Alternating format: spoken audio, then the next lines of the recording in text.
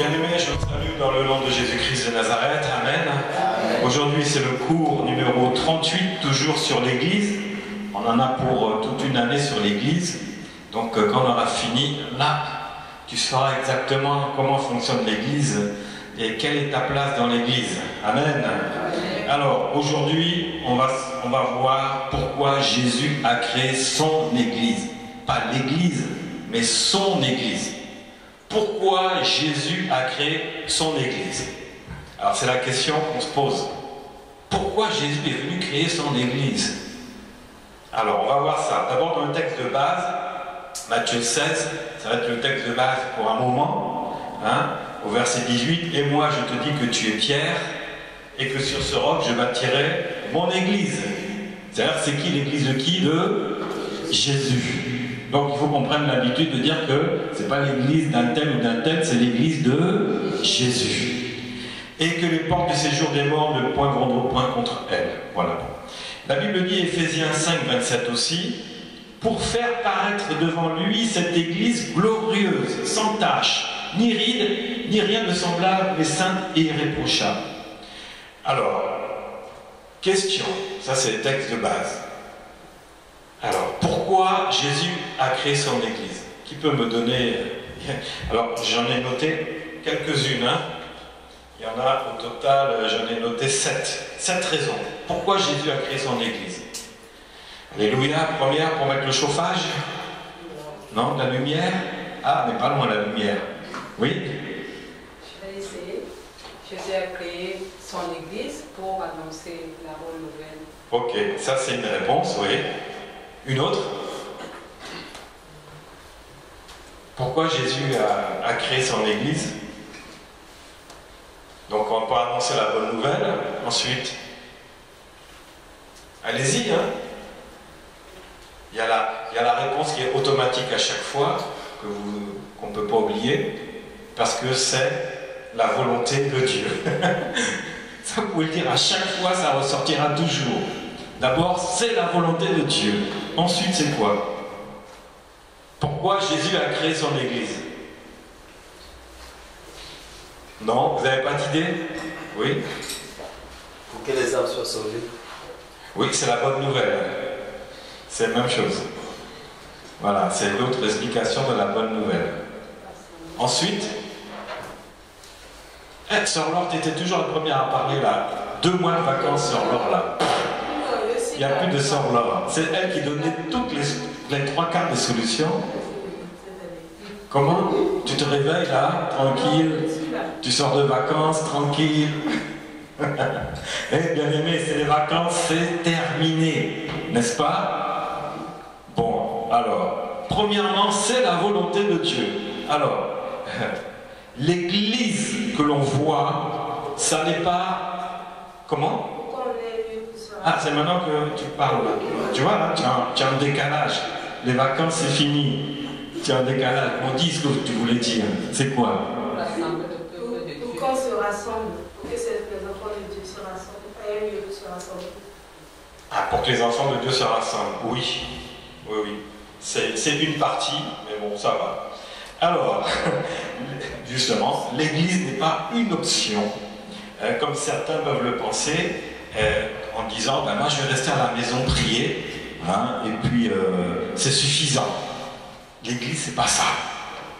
Et c'est tellement à la mode de dire, non, moi je reste à la maison, je prie, on va rester 2 ou 3, on va rester pris à la maison. Mais bien aimé, ce n'est pas ça. Ce n'est pas ça. Le Seigneur rassemble son peuple dans un lieu saint. Donc pour le rassembler, parce que ça c'est la volonté de Dieu. C'est de rassembler son peuple. Et où? Chez la sœur Laure? Même si elle a un grand salon, est-ce qu'on va tous rentrer dedans? Oui ou non? Non. Au début, oui, quand l'église commence. On commence chez la sœur Laure. C'est une petite église de maison. Il y a 2, 3, on invite les voisins du dessous, du dessus, à côté. Et puis ils sont 5, 6. C'est une église de maison, mais à un moment, quand la puissance de Dieu va se manifester, il y en a qui vont, il n'y aura plus de place, on va mettre des gens dans la cuisine, après dans les toilettes, dans la salle de bain, dans les chambres. Est-ce que c'est logique ça? Non, l'église c'est pas ça. C'est un lieu où Dieu rassemble son peuple dans un lieu saint, un lieu qui est consacré, qui est réservé au Seigneur. Et moi je vois, il y a des endroits là, c'est comme moi où j'étais avant, c'était la cave.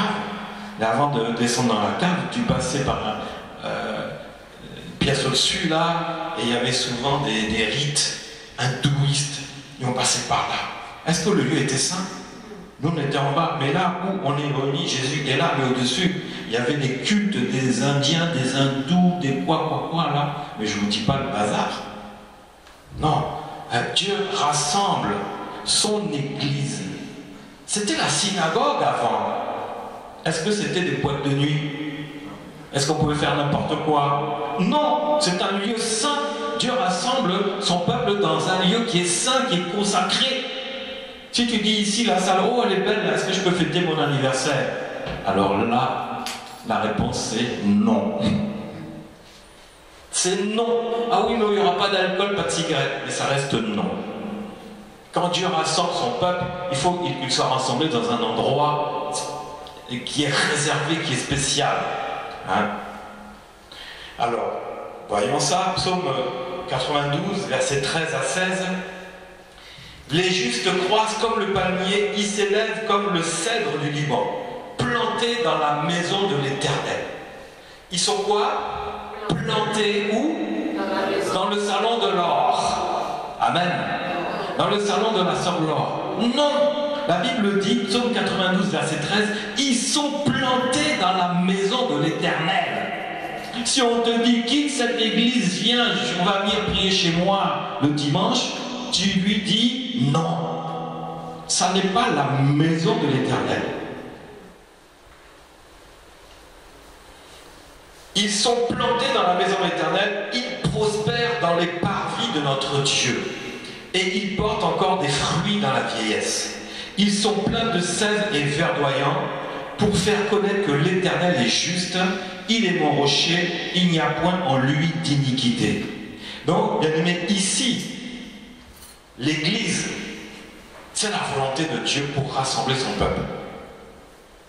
Et pas n'importe où. Pas n'importe où.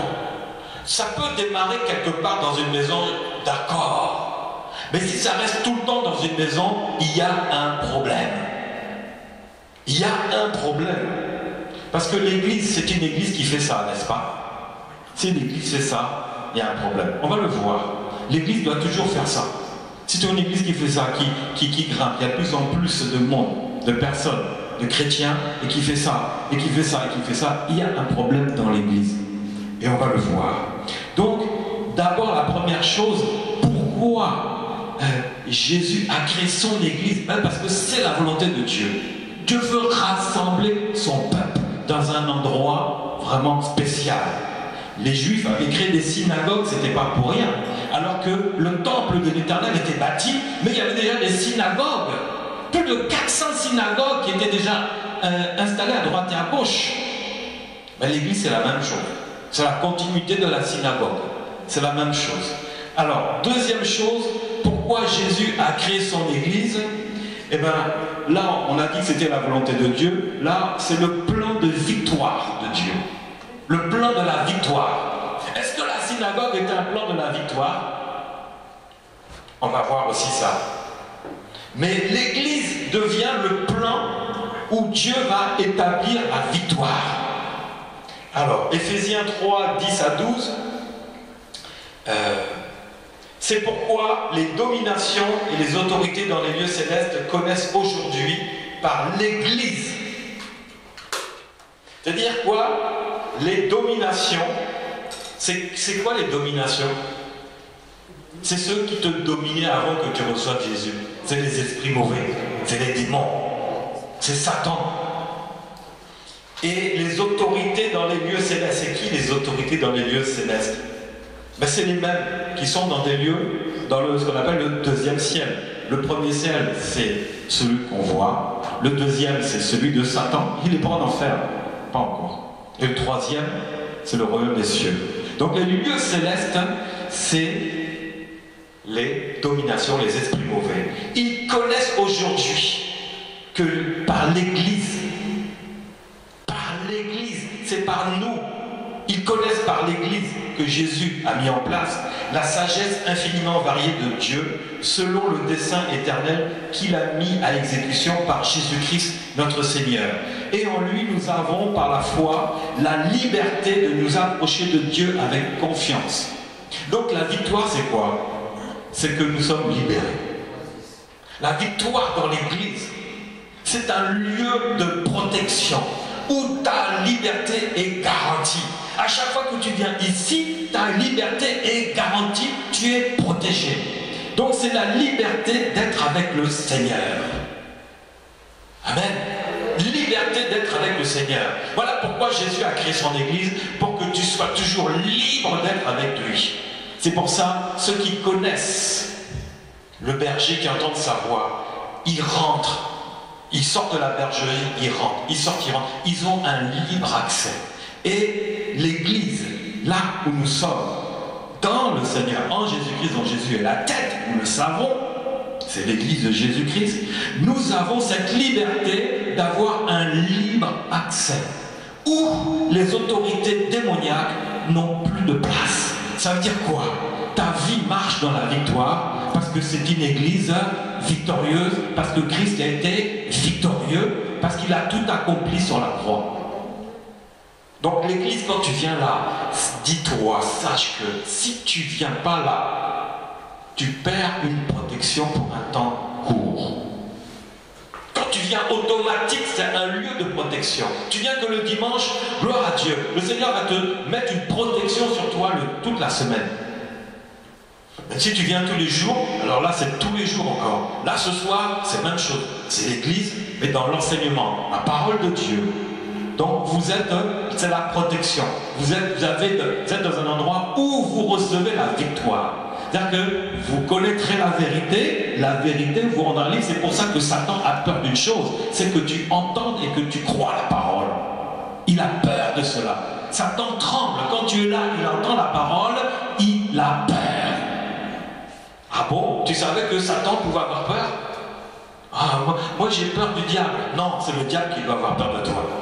Arrêtons d'encaisser ces paroles. Ce que tu fais, attention, c'est trop spirituel. Tu es dans une église victorieuse. Attention, il y a Satan. Non.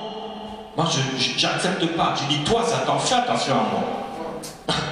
Oui, changez de langage. Satan, fais attention à moi. Parce que je suis dans une église où Jésus a remporté la victoire. Et Jésus, il est à la tête de l'église. Donc, change de comportement. Encore aujourd'hui, hier, j'entends ça. Et fais attention, hein, parce que Satan il est mauvais. Non, non, toi Satan, fais attention, moi je suis mauvais.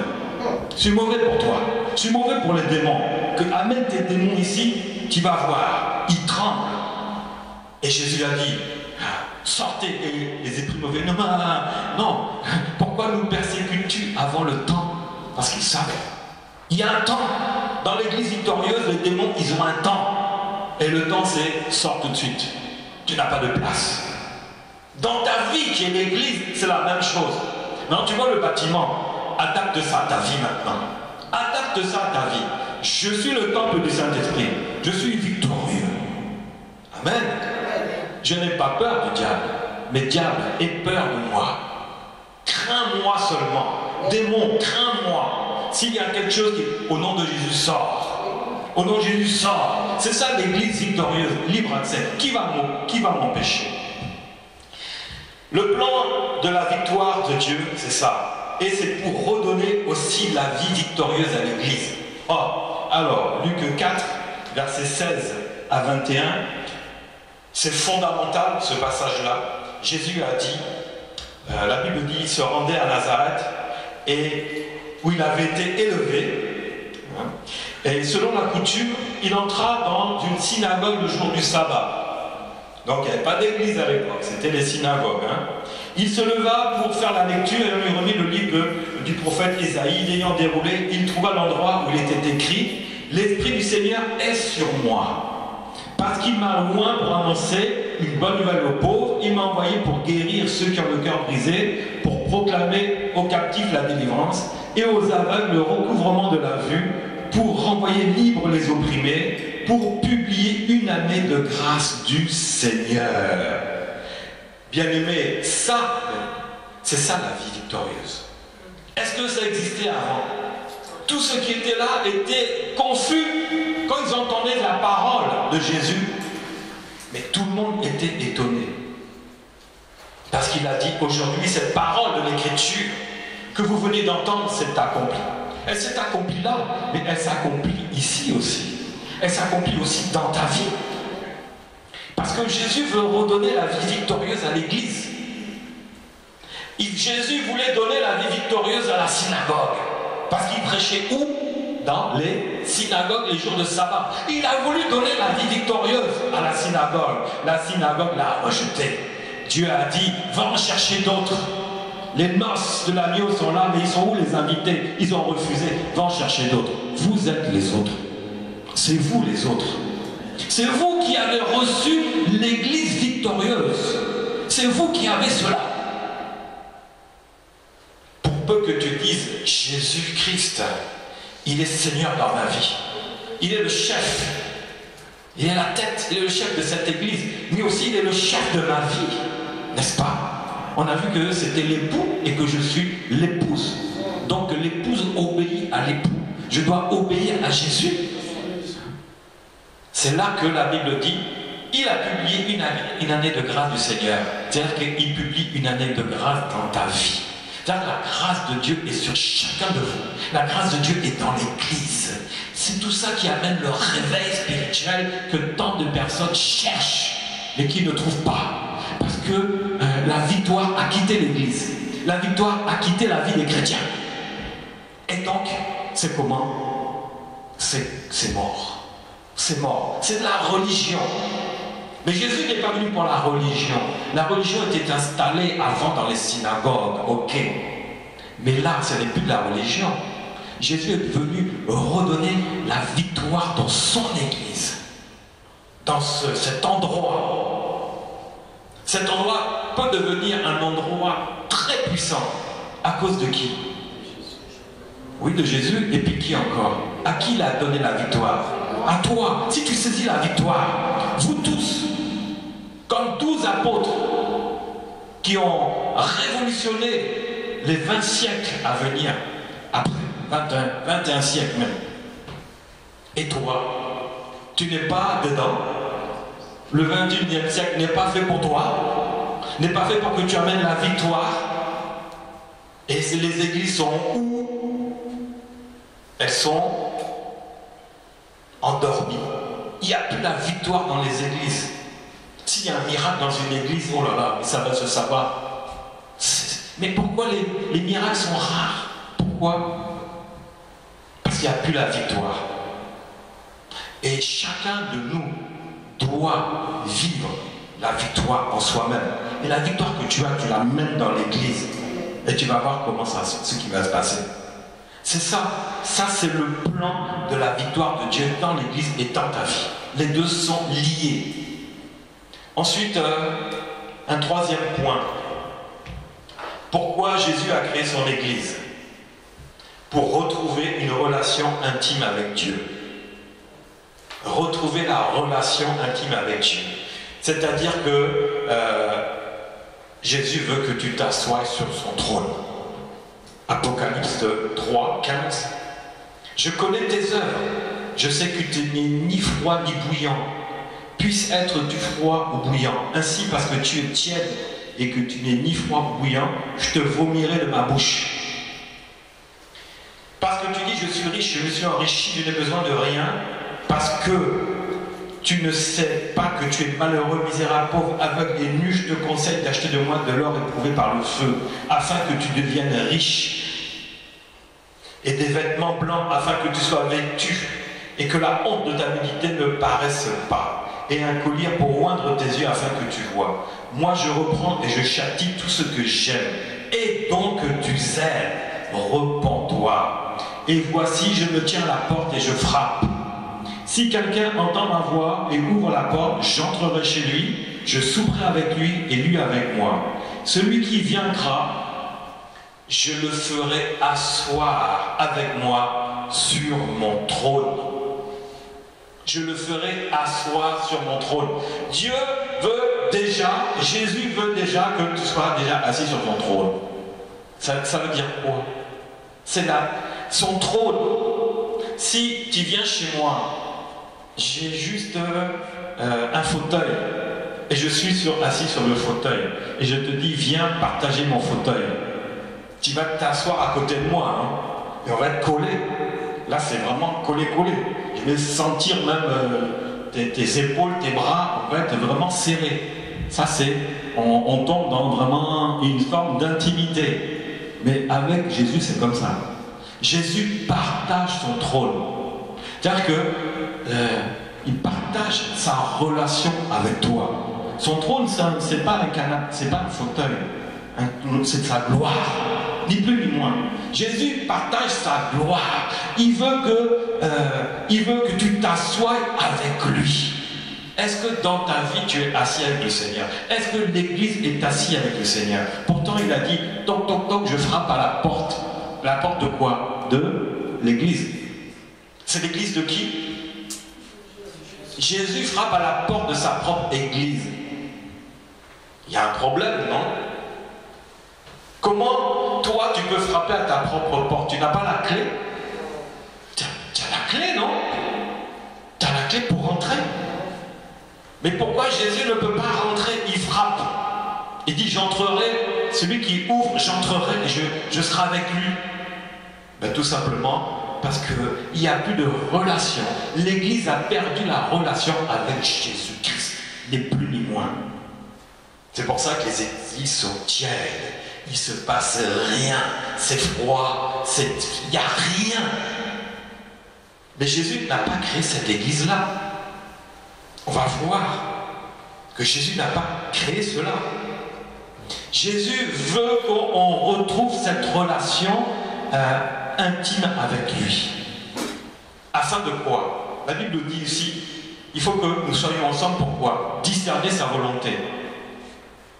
Si je viens chez toi, je vais chercher à savoir ce que tu aimes, n'est-ce pas? Et si je sais ce que tu aimes et je parle de ce que tu aimes, toi tu vas me trouver sympathique, n'est-ce pas? Oh là là, lui s'intéresse à moi, il veut faire les choses que j'ai besoin.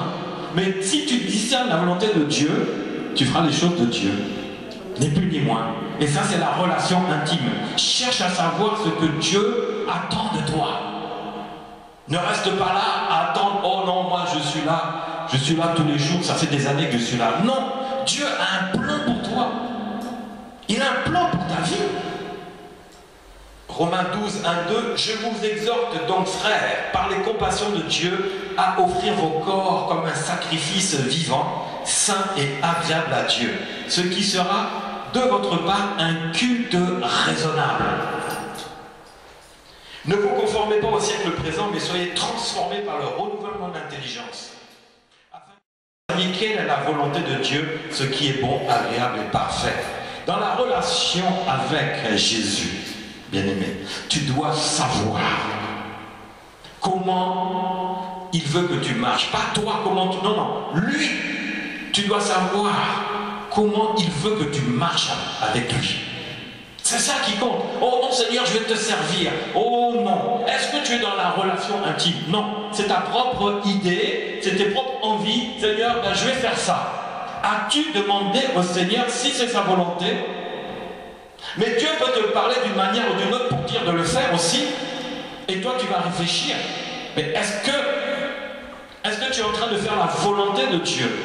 Faire la volonté de Dieu, c'est être dans l'intimité avec lui. Il ne faut jamais oublier ça. Sinon, on va travailler pour Dieu, au lieu de travailler avec Dieu. On va servir Dieu, on va se servir de Dieu au lieu d'être à son service. Il ne faut pas se tromper. Seigneur, qu'attends-tu de moi? Que veux-tu que je fasse? Quelle était la réponse qui te vienne par le Seigneur ou par une autre personne? C'est ta réponse quand même. Ça sera ta réponse. Donc ça garantit la relation. Quand Dieu te demande de faire quelque chose et tu le fais, c'est-à-dire que là, tu es toujours en accord avec le Seigneur. C'est-à-dire que là, tu marches vraiment avec le Seigneur. C'est fondamental.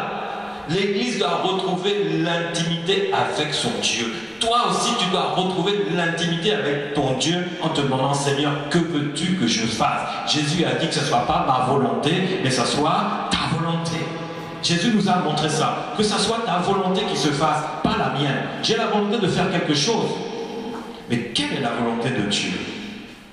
Matthieu 27, 51 dit et voici le voile du temple se déchira en deux, depuis le haut jusqu'en bas. La terre trembla et les rochers se fondirent. Tout ça, c'est pour que nous ayons, l'Église doit avoir le libre accès avec le Seigneur. Libre accès, il n'y a plus de séparation. Dans ta relation avec le Seigneur, il n'y a plus de séparation. Seul ou ensemble, c'est-à-dire seul, toi-même ou l'Église ensemble, ne doit pas avoir de séparation. L'Église doit avoir un libre accès avec le Seigneur. On doit ne jamais perdre cela, c'est fondamental, pour que l'Église retrouve l'intimité avec Dieu. Donc pourquoi Jésus a créé son Église? Pour que Jésus retrouve, pour que nous retrouvions cette intimité avec le Seigneur. C'est fondamental. Sinon, ça devient quoi? De la religion. La religion, c'est la guerre. C'est tout. C'est la guerre. Mais la relation, c'est ça qui compte. Il faut chercher la relation, pas la religion. Amen. Rien que pour ça, est-ce que vous avez des questions à poser? Que c'est la volonté de Dieu, c'est le plan de victoire de Dieu, c'est la relation avec Dieu, voilà ce que c'est que l'Église. Déjà, ces trois premiers points. Vous avez des questions là-dessus? Oui? Quand vous dites partager... Parlez fort. Quand vous dites partager sa gloire, moi je voulais savoir parce qu'il y a un verset qui dit que Dieu ne partage pas sa gloire. Oui, mais là, il parle du futur, là, son trône. C'est vrai que Dieu ne partage pas sa gloire, mais il a dit que qu'on doit s'asseoir avec Jésus sur le trône. Alors, sur le trône, comme je me suis assis avec mon Père sur le trône, oui, Dieu ne partage pas sa gloire, mais sa gloire, c'est sa présence. C'est dans le cadre de la relation. Quand on dit, ici, il y a la gloire de Dieu, ça veut dire quoi? Il y a la présence de Dieu. Non, enlevez la présence. Il y a... Non, dites court. Il y a Dieu. Donc la gloire, c'est Dieu. Et là, je parle, justement, je vais un peu peaufiner ça. La gloire, c'est Dieu. Donc Dieu veut partager sa présence avec nous. Et le Saint-Esprit, il est où? Il est en toi. Donc la gloire de Dieu, elle est où? En toi. Maintenant, sa gloire, c'est dans un autre terme. C'est tout ce qu'il fait, toute sa puissance. C'est ça. C'est ses œuvres. Il ne partage pas cela. La création, c'est lui qui l'a créé, les créateurs. Mais la gloire veut dire aussi que c'est Dieu qui est présent.